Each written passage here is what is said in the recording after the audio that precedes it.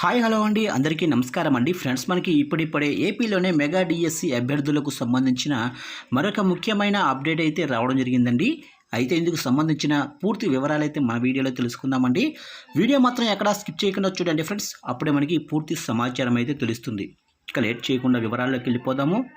ఇక mega DSC 2025 నియామకాల్లో భాగంగా రాష్ట్ర ప్రభుత్వం ప్రభుత్వ పాఠశాలల్లో స్పోర్ట్స్ కోటా కింద 421 పోస్టులను ప్రకటించింది.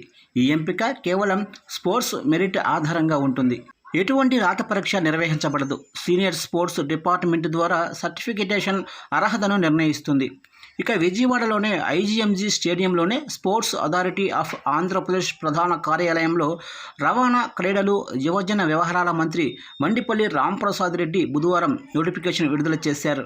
మెగా డిఎస్సి 2025 కింద నోటిఫై చేయబడిన 16,347 పోస్టులలో 421 పోస్టులు క్రీడాకారులకు రిజర్వ్ చేయబడ్డాయి.